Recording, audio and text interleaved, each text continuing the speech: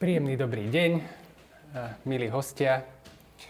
Dovolte mi, aby som vás privítal na dnešnej diskusii s názvom Sme prívetiví, s tým otáznikom, ktorý ste určite videli, s podtitulom Otvorená diskusia o duševnom zdraví na VŠMU. Ten otáznik je podľa mňa taký najzaujímavejší moment asi toho názvu, ktorý je vlastne rovnomenným názvom aj projektu, ktorý Vysoká škola muzických umení pred časom vlastne začala organizovať a nejakú dobu aj bude. Tento projekt je vlastne zameraný na vytvorenie prostredia, ktoré je rešpektujúce, ktoré je tolerantné, ktoré je podporujúce. Týka sa najmä, nazvime to v širokom slova zmysle, psychickej pohody alebo psychického zdravia nás všetkých, ktorí tvoríme komunitu ľudí na VŠMU, možno s určitou prioritou smerom k našim študentom, ktorí vlastne sú základom tejto inštitúcie. Keď sme začali robiť rôzne aktivity tohto projektu, ktorý je ešte relatívne mladý, v podstate máme nejaký pol rok aktívne za sebou tohto projektu, tak sme sa zamýšľali aj nad tým, či by sme možno neurobili aj nejaký formát, kde by sme sa porozprávali vyslovene o tejto problematike, ktorá je v umeleckom prostredí, myslím, na najvyš zaujímavá a aktuálna a zároveň je veľmi diskutovaná, pretože my, podobne ako v iných odboroch, pravdepodobne máme tie naše diskusie skôr smerované odborne do nášho každodenného pôsobenia a možno sa málo zhovárame o tom, akým spôsobom možno prežívame svoje denné reality popri tom, ako pracujeme.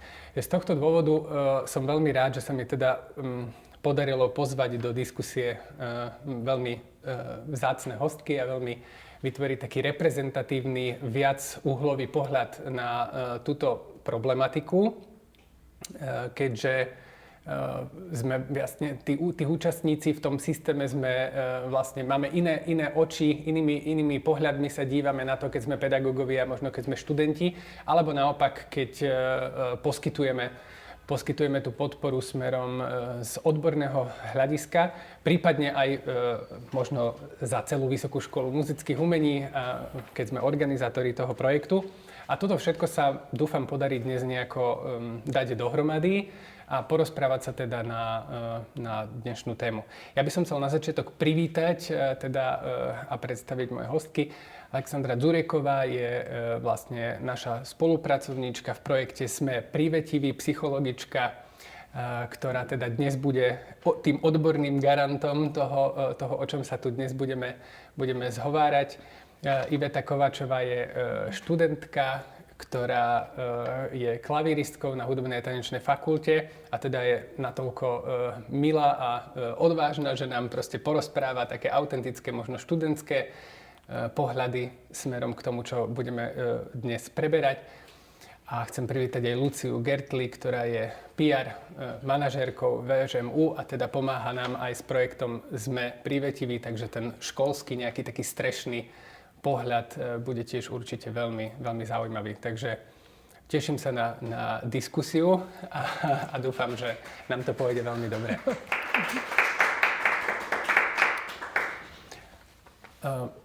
Ja vlastne teraz už budem viacej chcieť, aby hovorili moje hostky a teda mám takú možno prvú otázku, ktorá smeruje k tomu, že prečo si vlastne myslíte, že v takomto prostredí, v ktorom sa nachádzame na umeleckej vysokej škole, je dôležité hovoriť o tejto téme.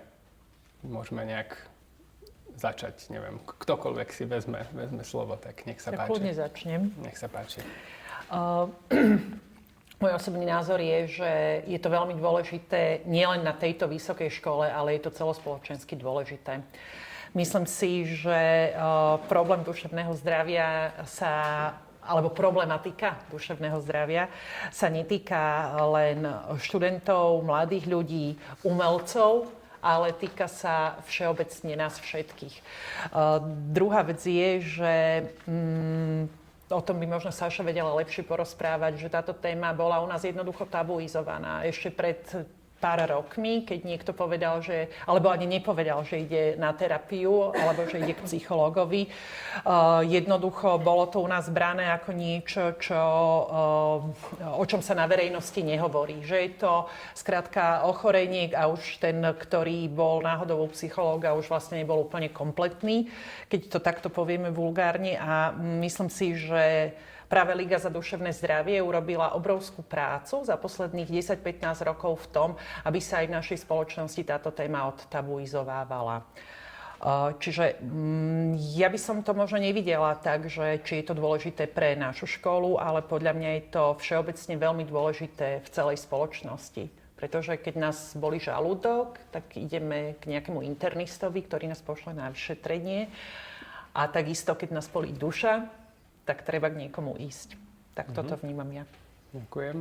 Ja s Luciou určite súhlasím a teda z môjho pohľadu to, čo tu máme vlastne v súčasnej dobe, nejako nadväzuje aj na udalosti posledných rokov a to, čo vlastne táto mladá generácia súčasných študentov na škole zažila, je vlastne pandémia, je invázia na Ukrajinu a príchod odidencov, alebo teda vojna na Ukrajine a rôzne iné turbulentné udalosti, ktoré v súčasnosti sú v spoločnosti a ktoré veľmi citlivo vnímajú. A ešte teda to, že umelecké školy sú trošku také špecifické prostredie v tom akademickom prostredí, lebo študenti v procese tej tvorby alebo teda v kontakte s tým umením veľa pracujú s tou individuálnou a tou osobnou časťou seba.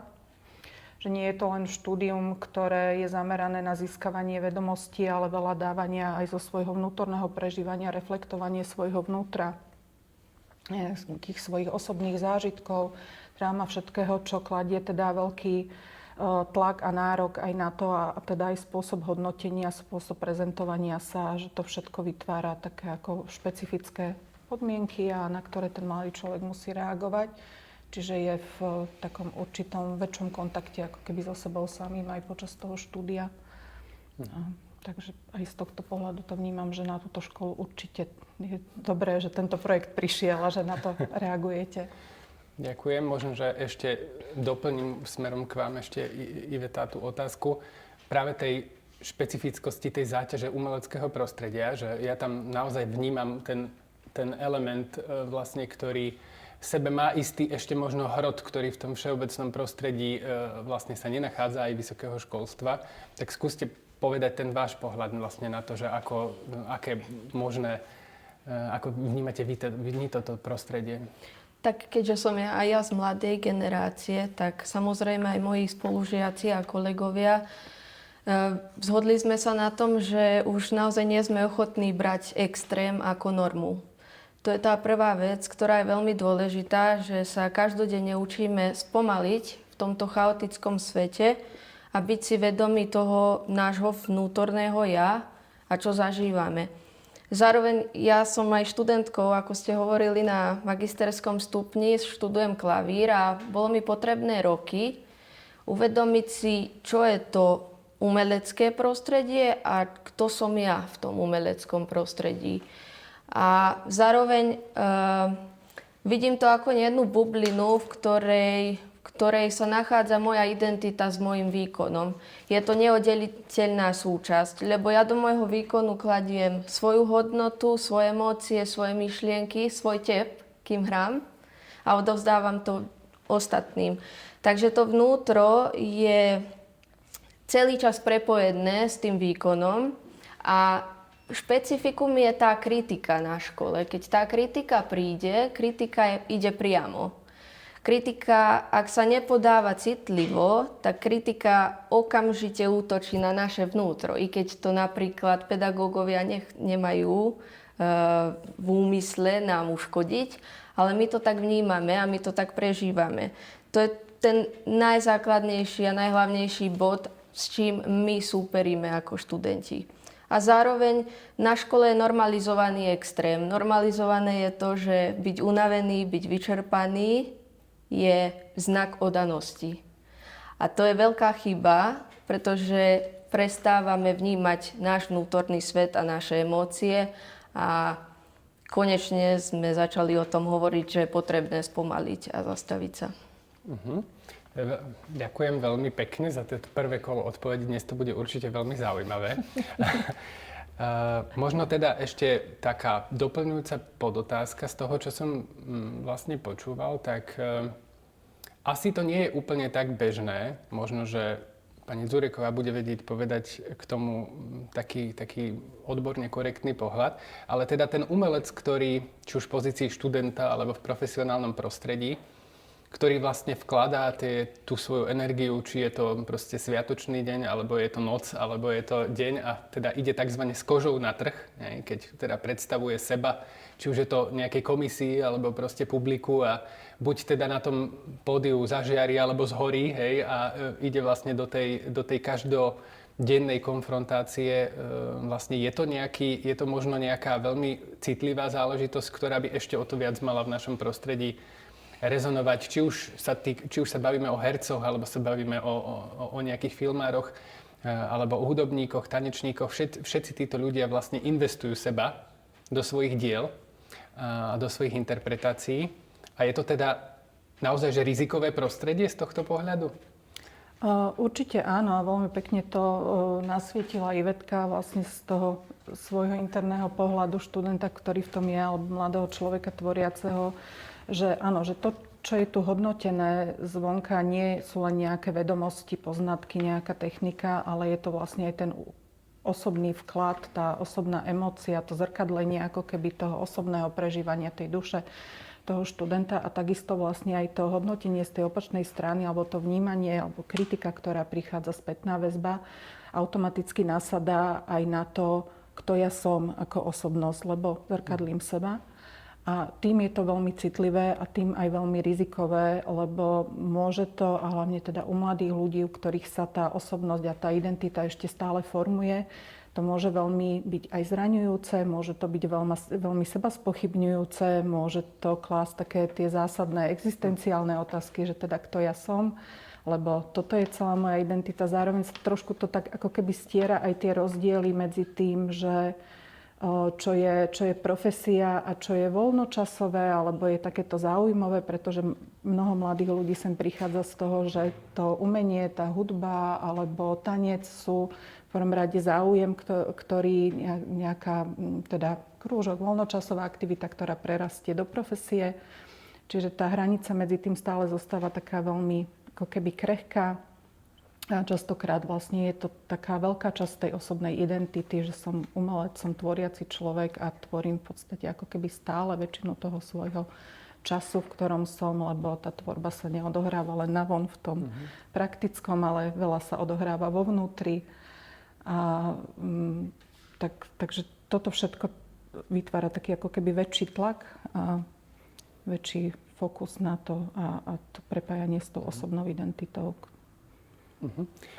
Dobre, čiže po tom prvom kole myslím si, že sme v podstate zadefinovali, ak to trošku poviem s nadsázkou, že žijeme v rizikovom prostredí pre psychické zdravie a nejakú pohodu ľudí. Ja teda by som to teraz zobral trochu aj možno z toho opačného súdka, pretože to umenie so sebou asi trošku inherentne nesie určité vystavovanie sa tomuto tlaku a riziku a všetky generácie pred nami, aj súčasné, aj tie v budúcnosti tomu budú čeliť, keď budú chcieť proste robiť túto nádhernú ľudskú aktivitu.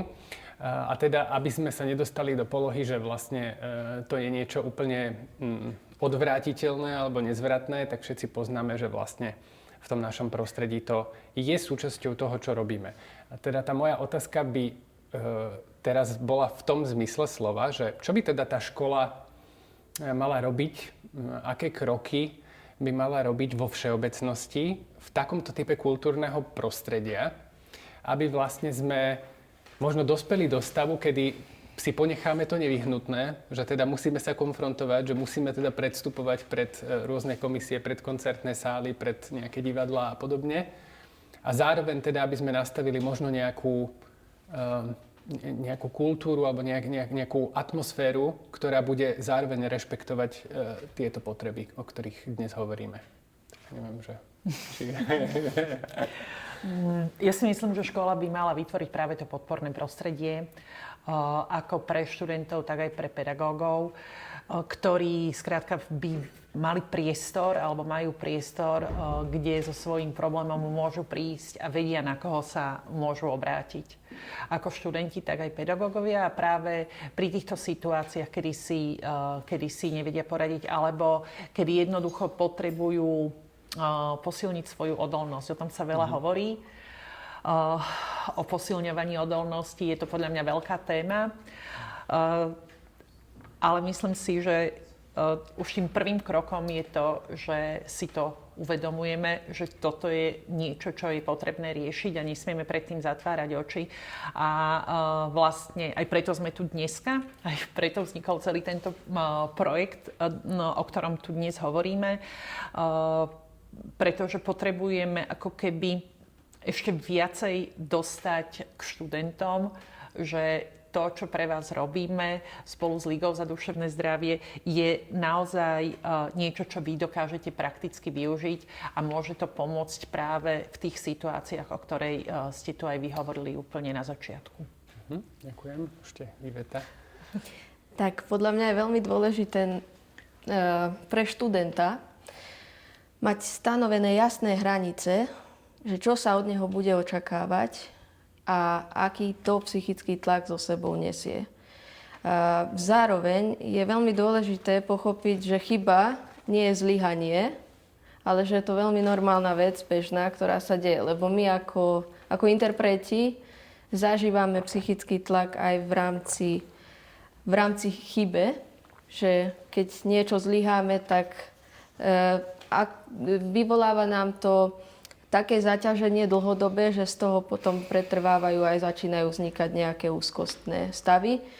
A škola by mala určite zabezpečiť ten pocit bezpečného prostredia, ale študent vždy bude čakať, že to bude aj dôveryhodné a že vlastne nikdy sa študent neozve na svoju ruku len tak, ale musí si vybudovať tú istotu k tomu človekovi, s ktorým sa má rozprávať o nejakom danom probléme, že to naozaj zostane len tam a tým si aj ten študent vytvára taký ten most k odborníkovi, vlastne, s ktorým si vie poradiť. Ja by som to možno doplnila ešte len o to, že to budovanie toho bezpečného prostredia by v prvom rade malo ísť s tým, že to prostredie budujeme všetci. Že budujú ho tak ako pedagógovia, tak sú v ňom dôležití aj tí študenti, ktorí ho budujú pre seba, zo spodu, a že ide to len vtedy, keď v tomto vznikne taká tá synergia a spolupráca. Keď jedna aj druhá strana sa navzájom počúvajú a vedú o tom dialog, čo by sme tu potrebovali a čo pre vás spravíme. Keď to nie je len dosadené niečo z vrchu, čo my donesieme, lebo si to myslíme, že to je pre vás správne, ale keď sa pýtame študentov presne, čo by ste potrebovali, ako by ste to vy potrebovali, ako ste v tom vy. A preto som aj rada za túto diskusiu, že sú tu aj zamestnanci, aj študenti zastúpení, že v tomto sa rodí tá bezpečnosť, keď sa vzájomne tie strany počúvajú, lebo tie základné hodnoty toho akademického prostredia, ktoré by mali byť teda rovnosť, dialog a úcta, tak tie vlastne sú tie, ktoré keď sa budú naplňať, tak vytvárajú to bezpečie v tom prostredí v prvom rade. Ja ešte mám potrebu dodať, aby sme si nemysleli, že je to všetko také veľmi jednoduché, ako sa to tu zdá, že je to proces, ktorý nevyriešime ani v priebehu jedného semestra a obávam sa, že ani v priebehu 2 semestrov, že je to skrátka nejaká zmena alebo nejaký nový návyk, ktorý prichádza na túto školu a budeme si musieť na ňo všetci zvyknúť. Ale to, čo je dôležité podľa mňa povedať, je to, že to chceme urobiť. Že to chceme urobiť aj z pohľadu vedenia celej školy. Máme veľa spolupracovníkov na úrovni samotných fakult, takže tá vôľa a ochota a pocit, že je to potreba, tu naozaj je. Len potrebujeme ešte asi trošku byť viacej interaktívny, by som povedala. Presne tak, ako Sáša hovorila, že trošku lepšie poznať vaše potreby a trošku presnejšie to zacieliť, aby to bolo efektívnejšie. Tu by som možno nadviazal s tým, lebo tá otázka sa už nejako rodila v tejto predchádzajúcej, tomto kolečku a súvisí možno s tým, že aké sú nejaké možno bariéry, alebo v čom je problém možno v tom prostredí, ktoré ešte nie je pripravené vlastne na to byť otvorené, proste tolerantné. Nie je tu vlastne návyk a zvyklosť považovať tieto problémy za bežné a normálne. Tak aké sú možno vlastne tie výzvy, ktoré stoja pred tým prostredím, aby tí študenti alebo aj pedagógovia vlastne nemali tú bariéru pred sebou a boli ochotní vyhľadať vlastne tú konzultáciu, otvorene možno prehovoriť o svojich vlastných problémoch a teda takýmto spôsobom vlastne urobiť ten prvý aktívny krok smerom k tomu, aby vlastne došlo k nejakému zlepšeniu tej situácie. Čo sú také tie neviditeľné bariéry? Ja si myslím, že teda tá hlavná bariéra je aj taká tá naša spoločenská ešte stále, ktorá tu je. Tá stigma a také to povedomie v spoločnosti alebo mnoho presvedčení, ktoré ja aj vnímam, že si aj tí mladí ľudia často nie sú zo svojho prostredia, z rodín ešte také, že svoje problémy si mám riešiť sám. A vôbec, keď mám nejaké problémy, tak som niekde zlyhávajúci. A riešiť nejaké výzvy v oblasti duševného zdravia je vlastne ako keby také, že zlyhávanie v nejakej oblasti.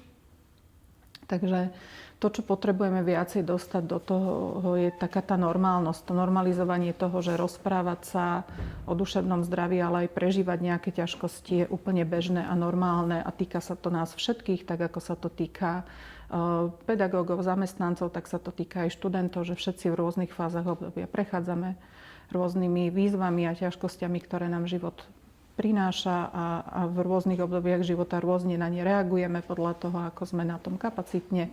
Takže že toto všetko je vlastne niečo, čo je takou bežnou súčasťou nášho života. A toto potrebujeme dostať ako keby do toho normálu, tej bežnej komunikácie.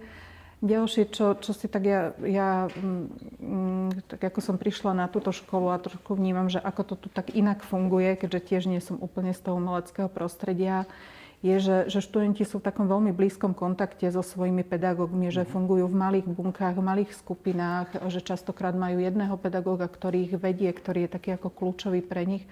A že tam určite je dôležité ako keby pracovať na tom vzájomnom dialógu, na tom vzájomnom pocite nesúdenia sa vzájomne a na tom spôsobe uplatňovania moci, čo teda skôr sa týka tých pedagógov. Ako pracujem so svojou osobnou mocou, lebo pedagóg samozrejme je v pozícii, kedy má vyššiu moc nad tým študentom, čo častokrát môže pôsobiť ako presne tá bariéra alebo niečo, čo u toho študenta môže vyvolávať otázky o tom, či to niekde nebude zneužité, či nebudem nejako inak hodnotený. Čiže toto je veľmi citlivá téma aj toho poskytovania spätnej väzby, o čom tiež Iveta rozprávala, že vlastne to, ako dostávajú tú spätnú väzbu od svojich pedagógov a že vlastne často to nasadá na to, ako keby to osobné a to individuálne, nie len na to, ako som sa naučil, ako som sa pripravil, ale vlastne ako sa ja prezentujem, kto som. Aké sú tie bariéry zo študentského pohľadu? Tak z mojej vlastnej skúsenosti budem teraz vychádzať. Pred nejakými 2-3 rokmi som utrpela fyzické ťažkosti, zranenia pri cvičení. Konkrétne preťažila sa mi šliacha. A to vyvolalo dlhodobý stres vo mne, pretože som sa začala nachádzať v umeleckom prostredí, ale mala som pocit, ako keby som len prítomná, ale nemôžem nič odovzdať, nemôžem si zahrať, môžem len počúvať, ale ako by som nikým. A vyhľadala som odbornú pomoc, kde mi bola diagnostikovaná adaptívna porucha. Adaptívna porucha je vlastne duševný stav, kde mozog utrpel závažnú stresovú udalosť a po vlastne tejto udalosti vy akoby neviete fungovať normálnym spôsobom. Máte problémy s koncentráciou, s komunikáciou, s vnímaním a tieto všetky typy veľmi vplývajú na vás a na váš prejav. Samozrejme, to sa dá liečiť, aj to sa dá riešiť s odbornou pomocou, takže ja som už veľmi fajn. Ale toto bola moja vlastná skúsenosť, s ktorou som vyhorela na škole. To bolo moja prvá vec, kde som pocítila, že či toto celé má zmysel a nevedela som pokračovať ďalej. Nevedela som si nájsť spôsob, akým sa vrátiť do hrania, do umeleckého prostredia, čiže bola som len akoby v hmle nejakej.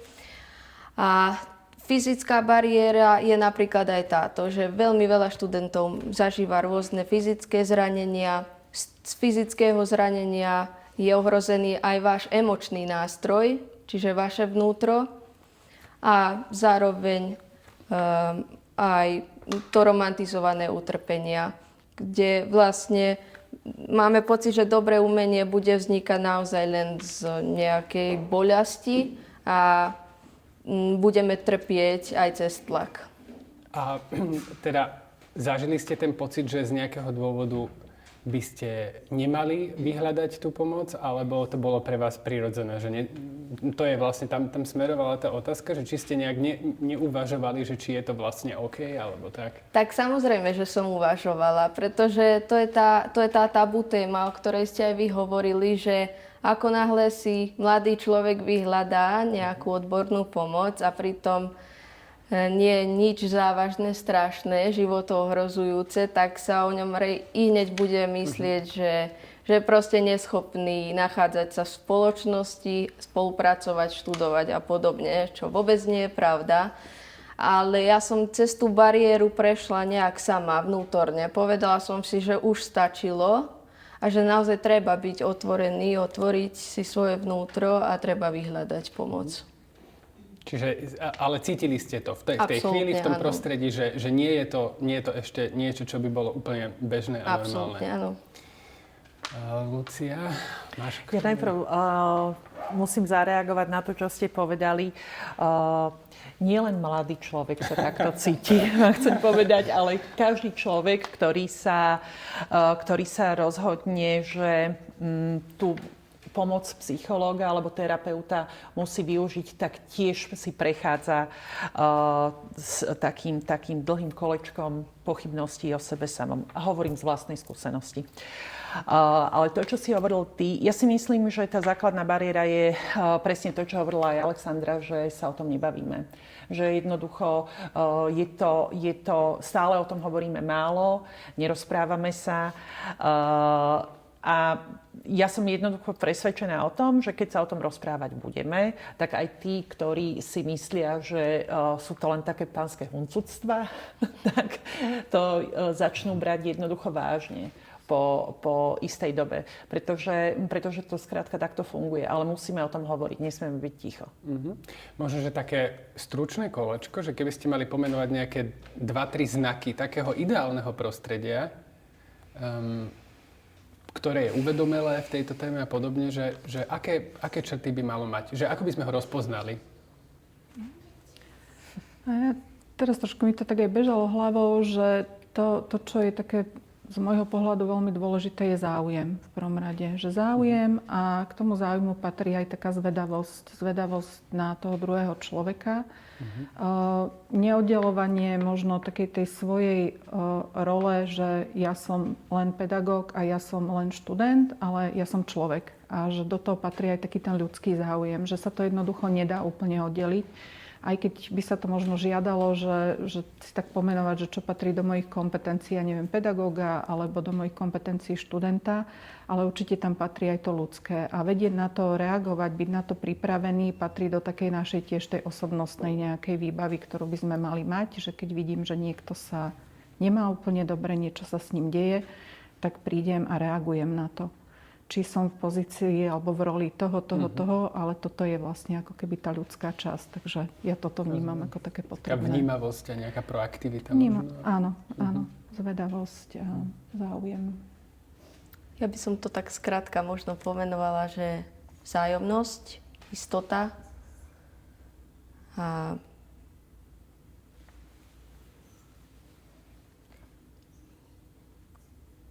taký osobný kamarátsky tunel presne medzi aj zamestnancami a aj študentmi. Čiže aj tam možno, že ak tomu dobre rozumiem, taká nejaká veľká stena medzi tou úlohou študenta a pedagóga, hej? Že nie je nápomocná úplne, hej? Že... Áno. Asi dôvera, rešpekt. To sú dôležité veci veľmi. Dobre, tak dúfajme, že tam úplne smerujeme, kedy to bude normalizované. Teda, ako som spomenul, máme tu rozbehnutý projekt. Sme prívetiví a tak to, čo sme všetko vlastne doteraz pomenovali, tak možno, že takým filozofickým cieľom toho projektu je, aby vlastne sme postupne smerovali teda k nejakej zmene alebo posunu toho prostredia smerom k takému možno vnímavejšiemu, rešpektujúcejšiemu, tak by som možno chcel dať slovo na začiatok Lucii s takou otázkou, že ak by si tento projekt mala niekomu z našej obce akademickej na VŠMU, kto o ňom ešte nevie a možno, že by ho aj teoreticky zaujímal, že čo by si mu o ňom povedala, hej? Že také nejaké 1-2 vety, že vlastne na čo ho máme a čo s ním chceme dosiahnuť. Ja som to už niekoľko raz spomenula dneska, ale myslím si, že je veľmi dôležité to znovu pripomenúť a vysvetliť. Keď sme stávali tento projekt, tak bola to vlastne naozaj že prvá voľba, že sme sa obratili na Ligu za duševné zdravie. Jednoducho preto, že sme chceli, aby sme celý ten projekt postavili s odborníkmi, aby to neboli nejaké názory nás, ktorí jednoducho nie sme vzdelaní v tejto oblasti a nemáme s tým praktickú skúsenosť. Liga za duševné zdravie je organizácia s mnohoročnými skúsenosťami a výsledkami, takže som presvedčená, že to rozhodnutie bolo správne a jednoznačné a v podstate ten projekt vznikal v takých dlhých konzultáciách s nimi, kedy sme hovorili čo my považujeme za problémy alebo čo si myslíme, že môžu byť problémy a zároveň Liga prichádzala so svojimi skúsenosťami, ktoré už mala. Takže v podstate spoločnými silami vznikol projekt, ktorý bol odprezentovaný na ministerstve a získali sme na ňo grant, vďaka ktorému ho celý môžeme robiť. Čiže toto je podľa mňa veľmi dôležité povedať. A druhá vec je tá, že výsledkom tohto celého projektu a procesu by mali byť nejaké štandardizovaný priestor, či už priestor, keď si predstavíme ako nejakú miestnosť fyzicky, ale štandardizované aj personálne zabezpečenie duševnej podpory študentstva aj zamestnanictva. A podpora nejakého wellbeingu a podpora práve toho, čo v súčasnosti trebárs bráni vám, študentom, ale aj mnohým pedagógom k tomu, aby mohli to, kvôli čomu tu nás študujú, robiť na 100%. To už trošku je začiatok možno aj takej otázky, ktorá sa mi rodila ešte podotázky v hlave, možno, že smerovaná k pani Dzurekovej, že ten projekt má rôzne nástroje a mám proste rôzne výstupy, ale čo z toho považujete vlastne vy z toho odborného pohľadu vlastne ako kľúčové? Keby ste mali niečo vypichnúť, že čo je vlastne v rámci tých aktivít projektu podľa vás veľmi zásadné, čo by to možno bolo? No to je zložitá otázka. Ťažko sa mi z toho vlastne vypichuje niečo, čo by bolo viac alebo menej podstatné, pretože si myslím, že práve tie aktivity v tom projekte sú vyskladané veľmi dobre a veľmi komplexne tak na to, aby tam boli zahrnuté vlastne všetky faktory, ktoré k tomu bezpečiu prispievajú. Že sú tam, len keby som to dala do takých kategórií, že sú tam nástroje, ktoré slúžia presne na to, čo sme hovorili, na to mapovanie potrieb, hej, a na to meranie vlastne, máme tam nástroj, ktorý sa volá, že pohodomer, ktorý už z tej podstaty hovorí o tom,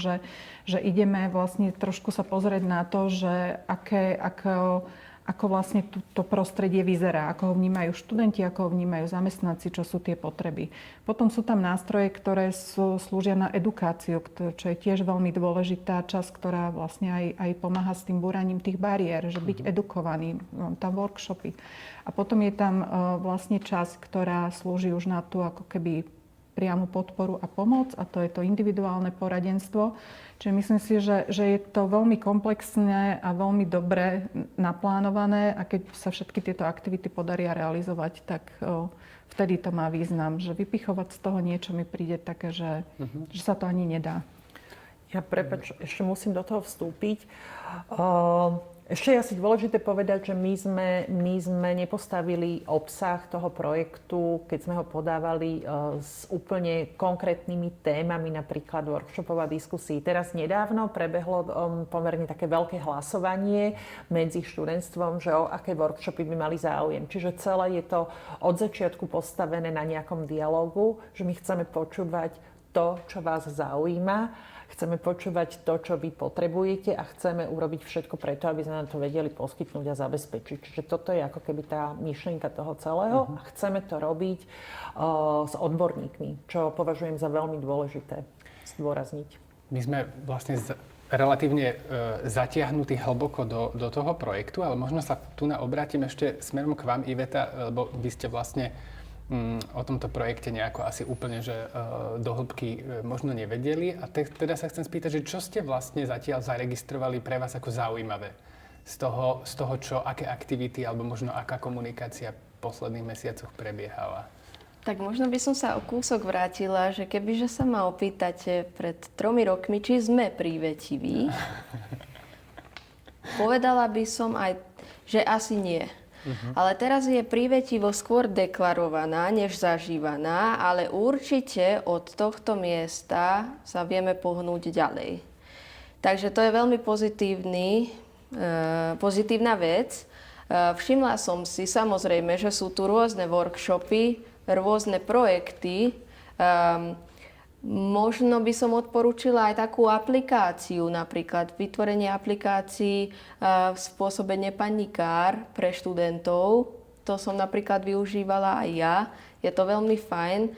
A zároveň skôr tie workshopy, kde by vlastne študenti mohli byť prítomní, vypočuť si rôzne veci, edukovať sa a tým štýlom aj spoznávať, lepšie pochopiť svojmu vnútru. No, tu sa ďakujem, to boli veľmi pekné odpovede všetko, a tu sa dostávame vlastne k tej komunikácii, ktorá aj pomimo tento projekt je možno ako keby občas neúplne efektívna v tom našom prostredí, práve aj cez tú individualitu, cez tie mikroskupinky ľudí a tak ďalej. Tak možno, že by som sa teraz chcel chvíľu porozprávať o tej komunikácii, jednak o jej efektivite, teda smerom možno až ako dostať informácie možno až k tým jednotlivcom a do tých skupiniek pedagóg, študent, ale možno aj o tom charaktere tej komunikácie, teda že ako vlastne na túto tému hovoriť bez stigmy, odborne, proste zmysluplne a zároveň zrozumiteľne vlastne v našom prostredí. By som možno dala si na začiatok slovo vám, pani Dzureková. Ako hovoriť zmysluplne a efektívne o tejto téme?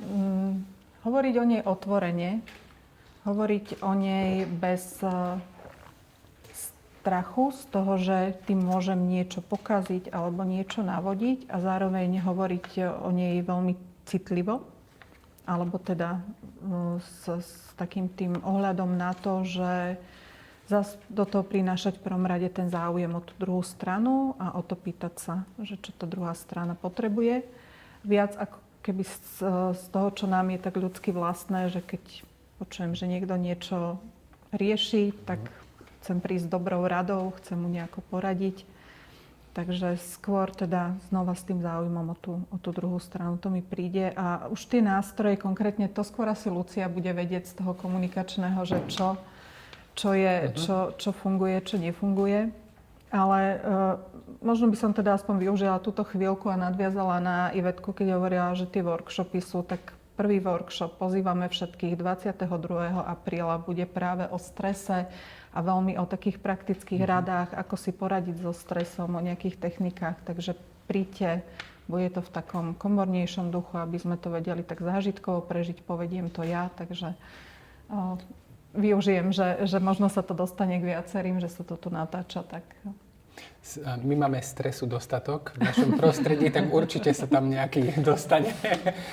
Lucia, teda Ja ďakujem za túto otázku a rovno ju položím Ivetke, lebo to by ma naozaj veľmi zaujímalo. Čo vy ako študentka, ktorý kanál je pre vás najschodnejší, najrelevantnejší, pretože ja posielam maily, pozývam vás. Nechcem celkom presne vedieť, čo sa s tými mailami deje. Už sme si vymysleli adresu odosielacú, ktorá sa volá Sme prívetiví. Aby tí študenti, ktorých to nezaujíma, aby skrátka sa tým nezaťažovali a tí, ktorí to vedia, aby si ten mail otvorili. Ale povedzte vy, že ktorý komunikačný kanál je pre vás ako pre študentov ten, ktorý je efektívny? Veľmi prezradíte mi veľké tajomstvo.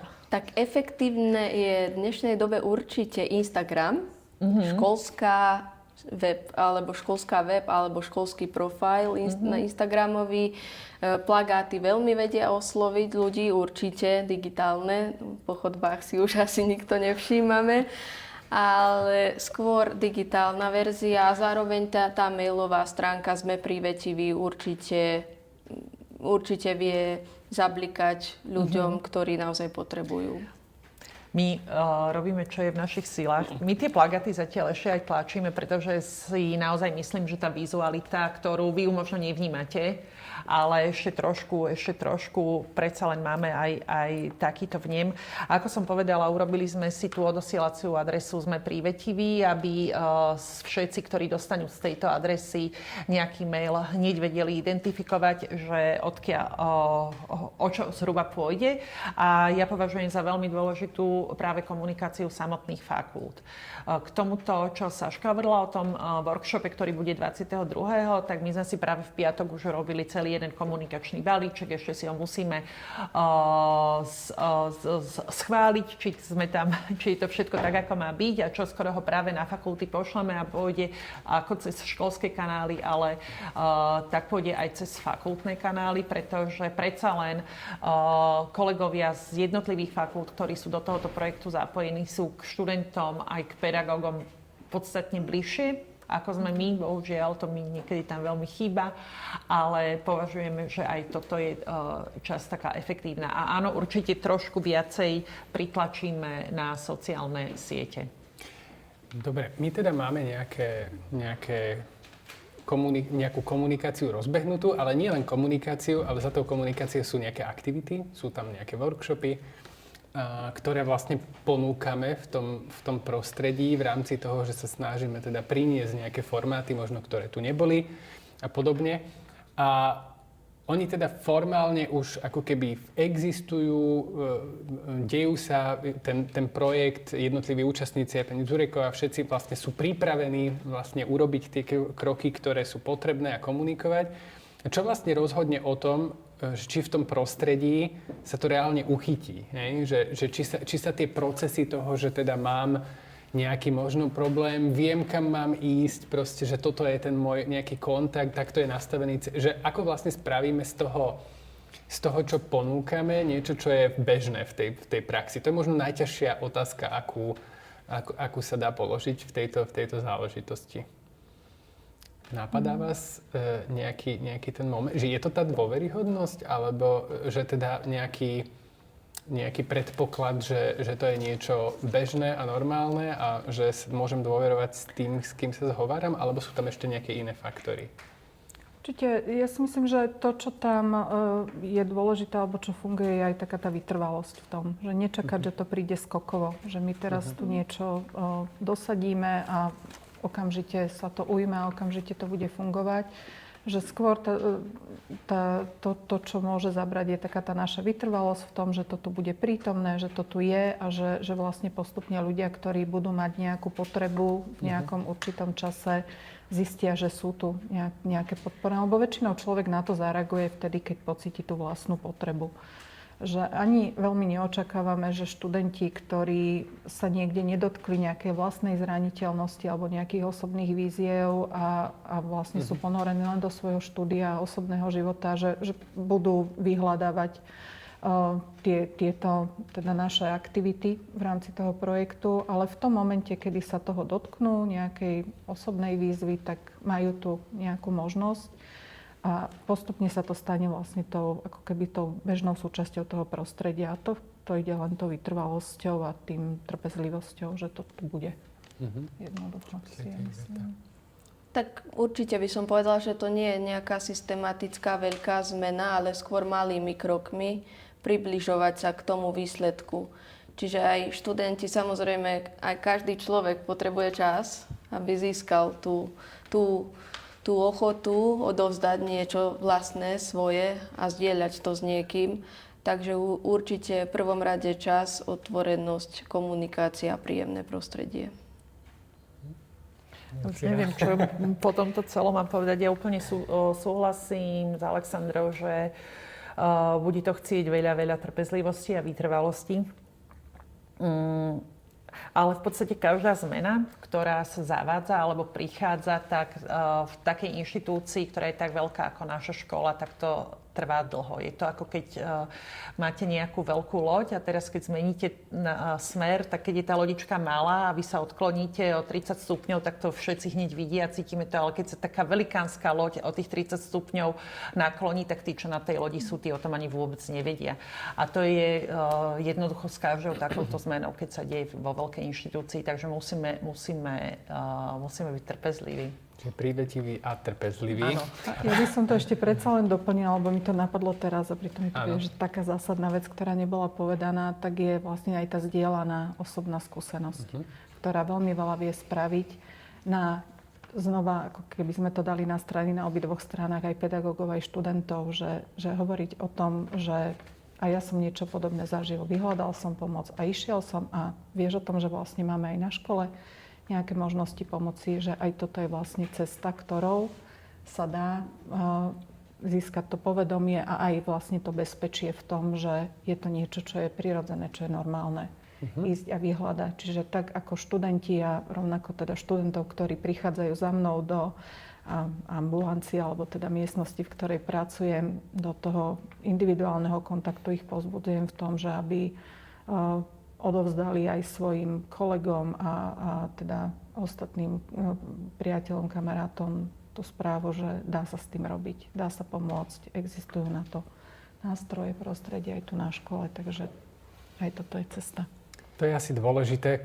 Ja som sa chcel dostať totiž k takému možno aj výhľadu smerom do budúcnosti vlastne v tejto téme a asi na začiatok všetci vieme, že keď sa snažíme zmeniť niečo, čo má taký technický, technokratický charakter, dá sa to spraviť vlastne zo dňa na deň, pokiaľ sa snažíme zmeniť samých seba alebo naše okolie alebo kultúru nejakého prostredia, tak to je beh na dlhé trate.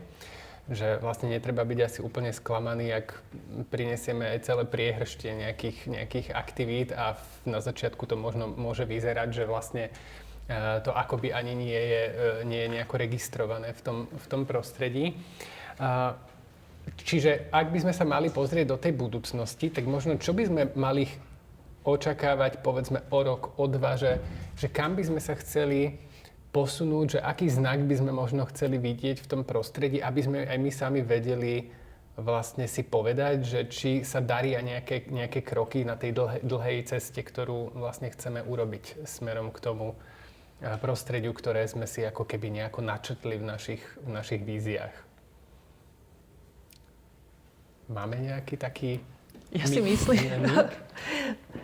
Že ako budeme vedieť, že sa mení to prostredie? Budeme to podľa mňa vedieť tak, že značka Sme prívetiví bude samozrejmosťou. Že bude to úplne samozrejme, že raz za 2 mesiace máme nejaký workshop. Bude samozrejme, že tam bude 20-50 ľudí, to je asi moc, ale 20 bolo by fajn. Bude úplne prirodzené, že študenti medzi sebou alebo pedagógovia si povedia, že bol som za našou psychologičkou, lebo už som nevedel, čo s tým. Bude to úplne prirodzené, že sa o tomto budeme hovoriť. Neviem, či sa to za 2 roky podarí, ale myslím si, že k tomuto smerujeme. Alebo tak by som si to ja predstavovala. Keby ste mali povedať, Iveta, že také, povedzme to metaforicky, že ak by ste mali také tykadlá na tú kultúru prostredia, nejaké snímače, že ako by ste vy to vlastne pocítili, že to prostredie je možno trochu iné? Podľa mňa musíme počítať s tým, že stigma je naozaj prítomná ešte stále, hlavne vonku a aj v umeleckom prostredí. Takže každý musí začať naozaj sa od seba najprv, aby prichádzala nejaká veľká zmena, ktorá bude naozaj viditeľná. Čiže ja by som poradila aj študentom, aj svojim kolegom začať od seba, a nebáť sa otvorene hovoriť a tým vytvoríme vlastne takú tú špirálu, kde vlastne sa vytvoria mnohé nové skúsenosti od iných ľudí, ktorí budú vlastne zdieľať aj naďalej, čo zažili, alebo odporúčať nejakú pomoc, nejakú situáciu vyriešiť a podobne. Takže určite zmena kultúry rovná sa otvorenosť. Pani Zureková? Ja si myslím, že budeme to vnímať v prvom rade na sebe, že sa budeme cítiť lepšie, že sa budeme cítiť uvoľnenejšie. Mňa to prvý impuls bolo, že povedať, že budem vyťaženejšia v tej mojej miestnosti, čím teda ale nechcem povedať, že si prajem, aby mali ľudia viacej problémov. To samozrejme nie, ale aby sa stalo normálnym prísť a vyhľadať tú pomoc a prísť sa porozprávať znova ako zo strany študentov, tak aj zo strany zamestnancov, že stále je to tak, že mám tam prevahu študentov, zo strany zamestnancov toho bolo menej, aj keď občas tak na chodbách stretneme a že aj by som sa prišla porozprávať, prídite. Hej, určite je to z obidvoch strán vítané a tak predstavujem, že... Mi napadla taká skúsenosť som bol v zahraničí, tak tam som mal takú milú prúpovidku, že vlastne pri tabuizovanej téme, keď mali nejaké diskusie, že keď mali prvé nejaké stretnutie, tak bol, že položte vlastné otázky a tam už sa objavila jedna ruka hore a potom po čase tých rúk bolo 10. Hej? Že to je možno taký dobrý znak tiež tej zmeny, že ľudia vlastne začínajú hovoriť, pýtať sa, konzultovať, vlastne, že tá aktivita v tejto oblasti sa možno nejakým spôsobom zvýši. Keďže tých aktivít je veľa, tak tých znakov môže byť veľa. Možno otázka je, že akým spôsobom dostať k tej... Tu sme hovorili, že tá dôveryhodnosť tých jednotlivých ľudí, pedagógov, spolužiakov, vlastne dôvera v nich, že ma budú rešpektovať. Možno ešte sa dotkneme toho krátko, že akým spôsobom vlastne my vieme dočiahnuť vlastne k tomu ťažko atomizovanému prostrediu, vlastne, ktoré často je zavreté v svojich umeleckých víziách, predstavách. Vlastne ako sa nám podarí nakoniec ísť na tú najdôležitejšiu úroveň podľa vás, že máte nejakú predstavu, ako by sme mohli vlastne dospieť do toho bodu, že ten prvý kontakt, ktorý je asi možno, že aj kľúčový pre tých študentov, čo je ten ich vlastný pedagóg, ten pedagóg možno hlavného predmetu, ťažiskového nejakého seminára alebo niečo podobne, bude zároveň tým človekom, ktorý bude vedieť, ako má zareagovať? Ja si myslím, že vlastne okolo tohoto chodíme počas celej tejto debaty a povedala to aj Ivetka, aj Saška, že musí začať každý od seba. Že jednoducho je to podľa mňa otázka si nejakého uvedomenia si, že táto téma tu je a že má nám byť všetkým vlastná.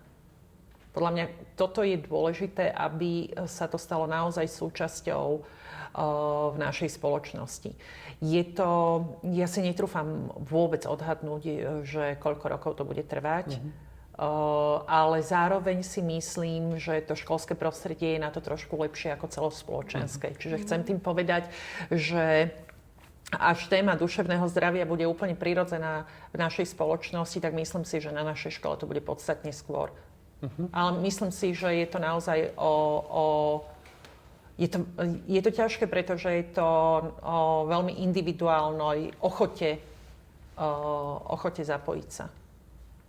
Ale preto je dôležité o tom hovoriť, aby skrátka aj tí najviac otrlí a odolní sa to stále okolo nich dostávalo a aby jednoducho si to už začali všímať, aj keď nechcú.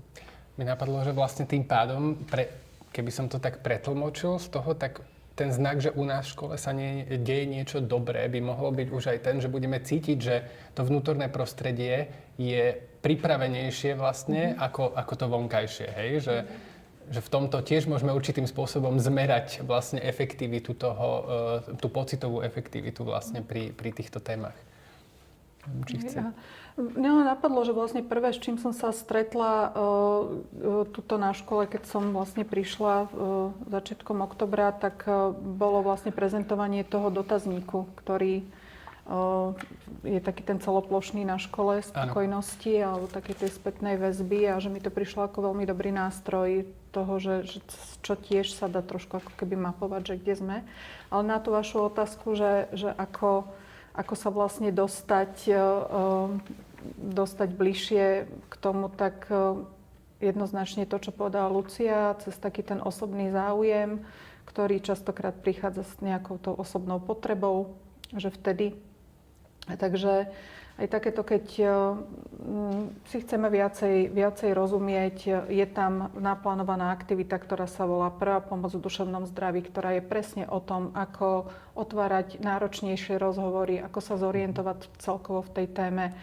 A že ja to už dneska považujem za také, to označuje, že must have, že proste má to v svojej výbave, že vedieť, ako na to ísť, ako sa toho nebáť, lebo častokrát za tým je len taký ten strach, že neviem, ako zareagovať.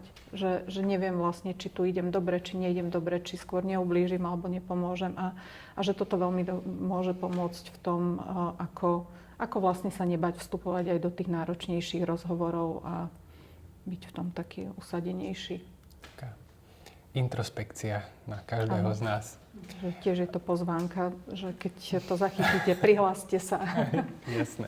Dobre, ja by som možno uzavrel tú debatu takým priestorom pre každú z vás.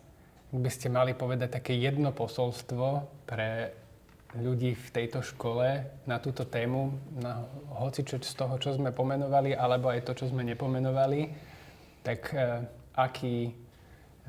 aký message, akú nejakú správu by ste chceli vlastne odovzdať do toho prostredia aktuálnom stave, ktorý máme?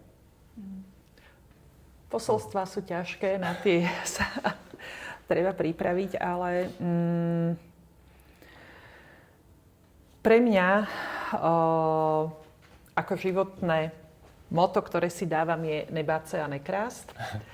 A keď si z toho zoberieme len tú prvú časť, tak by som si naozaj želala, aby sme všetci mali dosť odvahy, keď máme situáciu, v ktorej sa necítime dobre alebo nás niečo ťaží, aby sme mali dosť odvahy s ňou prísť von. Takže by som bola rada, keby sme sa nebáli. Želám si, aby sme si viacej verili, aby sme mali väčšiu odvahu a aby sme boli k sebe úprimní a ľudskí. Ja by som to už len doplnila možno o to, že viacej sa navzájom vnímať, počúvať, viacej sa zaujímať, byť zvedavý a inšpirovať sa navzájom jeden od druhého. Bo to, o čo nám tu v konečnom dôsledku ide, aby nám tu spolu bolo dobre. To sú veľmi, veľmi pekné myšlienky. Ja sa ešte chcem spýtať hostí v publiku, ktorí sa zaujímali aj takto aktívne, že či trebárs vy máte nejakú otázku alebo nejaký postreh k tejto téme, by sme prípadne mohli ešte nejako zareagovať alebo to nejako spolu prebrať.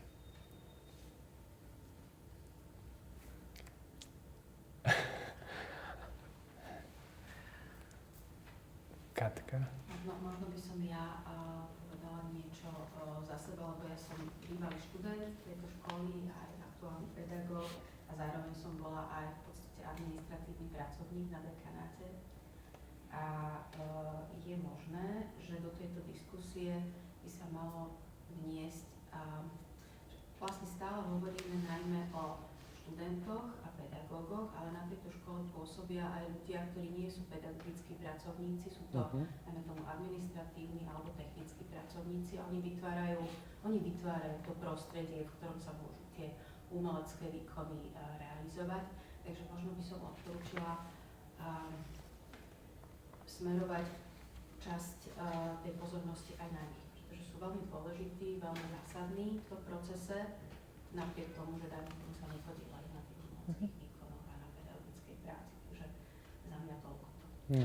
Ja len kvôli záznamu zopakujem tú, poviem, aby to bolo na mikrofóne, tú otázku, ktorá vlastne smerovala k tomu, že pripomienku, že v tom našom prostredí okrem pedagógov sú aj nepedagogickí zamestnanci, ktorí sú kľúčoví vlastne pre fungovanie tejto inštitúcie a že teda aj tam by bolo asi vhodné smerovať nejakú pozornosť tohto projektu. Máme aktivity rozdelené pre študentstvo a zamestnanictvo. Možno sme tu viacej hovorili o pedagógoch práve kvôli tomu, že prichádzajú viacej do interakcie so študentami, ale vlastne aktivity nie sú len pre pedagógov, ale sú pre celé zamestnanictvo.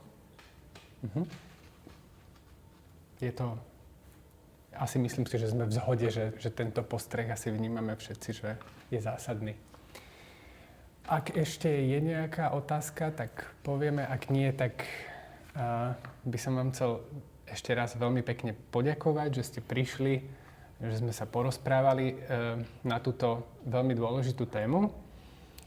Možno, že sa stretneme aj niekedy v budúcnosti, možno o rok, alebo tak, ak by sme vedeli sa pozrieť na to, že či sa veci menia smerom k lepšiemu. A z tohto pohľadu ja by som možno povedal tiež len na záver, že ja dúfam, že táto diskusia sa neuzatvára, ale naopak, že otvára touto diskusiou, otvárame vlastne nejakú širšiu debatu v našom akademickom prostredí a že sme vyslali jeden zo signálov k tomu, že teda duševná pohoda a nejaké naše prežívanie je legitímnou súčasťou vlastne toho akademického života a že to nie je niečo, čo je nejaký luxusný bonus pre niekoľkých, ktorí na to majú čas a ochotu, ale že je to niečo, čo by sme mali považovať za možno bežné a normálne v našom prostredí. Takže ďakujem pekne. Aj vám, že ste prišli, aj mojim hostkám. Ďakujem pekne. Ďakujeme.